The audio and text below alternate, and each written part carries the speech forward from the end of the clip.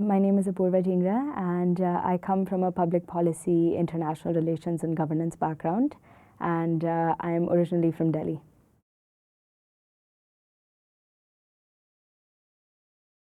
I actually did not know anything about the program at all. I only heard about it in passing on Twitter, and someone I followed had retweeted it, so I discovered it and I applied to it, and ended up here.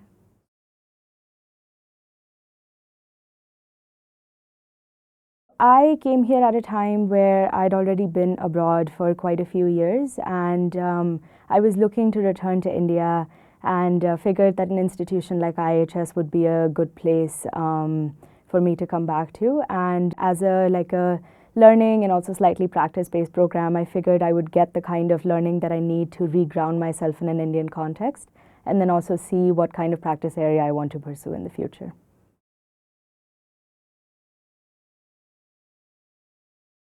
Of the fellowship has actually been tremendously impactful for me.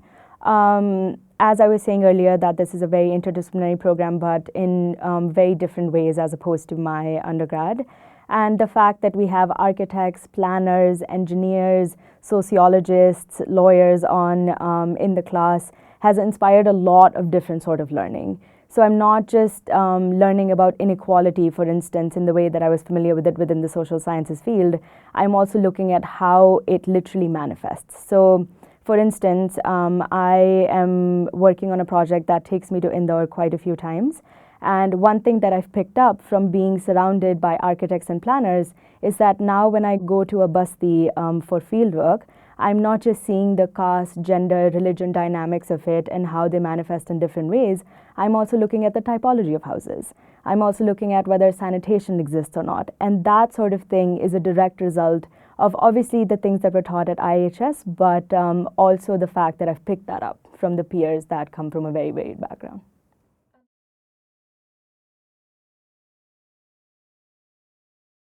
Some bits of the commons played a greater role for me as opposed to other bits.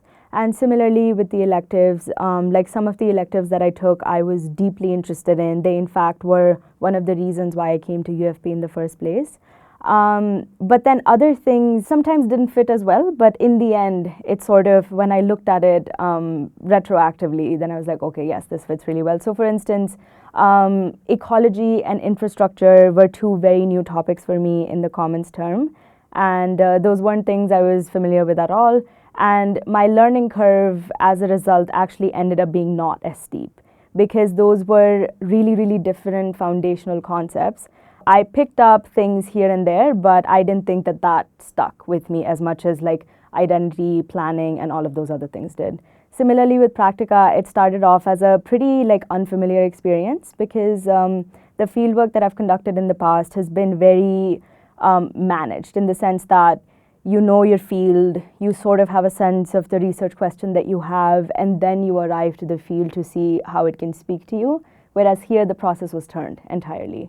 So in the beginning, it didn't always feel like it was fitting well, but now that we've had some time to reflect on it since the first semester is over, it feels like that Practica gave us sort of the ability to round off the things that we were picking off from the commons term.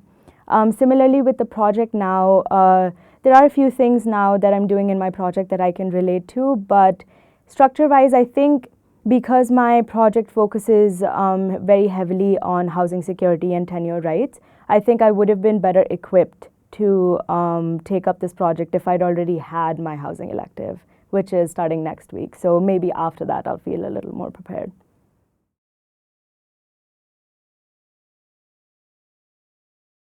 Yeah, very much so. I'm a big advocate for like acquiring as much academic knowledge as possible.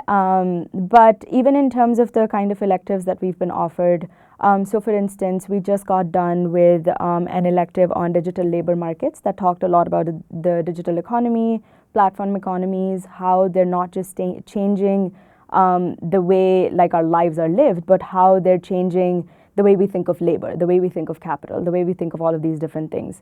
So in that way, a course like that is very, very relevant. And to see how this like revolutionary technology is changing the way urbanization is also happening is extremely critical. Similarly, because I'm interested in climate change, the elective on climate change was also very timely. One of the best things we did in that was talk about what that means for cities like ours. So not just looking at climate change from the point of view of the global north, but seeing how like Mumbai is affected by climate change, Delhi is affected by climate change. So really speaking to the contemporary realities of our cities, and unfortunately realities that are only going to get worse. Finally, the elective on Southern urban theory was also very, very critical, because as we look to solve these problems that are emerging from all of these different phenomena, we also have to have new modes of thinking. So in Southern urban theory, we talked about how urbanization needs to also be understood and responded to from the point of the global south. So then kind of like changing that sort of mentality, and how response as a result changes because of that. So all of that really spoke to me.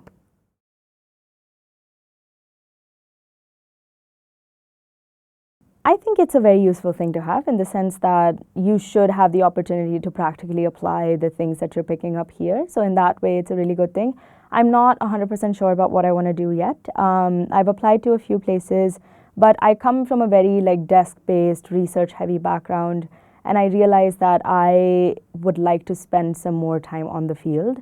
So I'm looking at opportunities that will take me to the field and kind of reverse the process of learning that I've had so far within the climate change arena. So that will probably mean like going to a lot of drought-prone areas, seeing the kind of like mapping or responses from like government and other organizations that are happening there, and then learning from it while also contributing to it. But I'm still not sure where I'll go.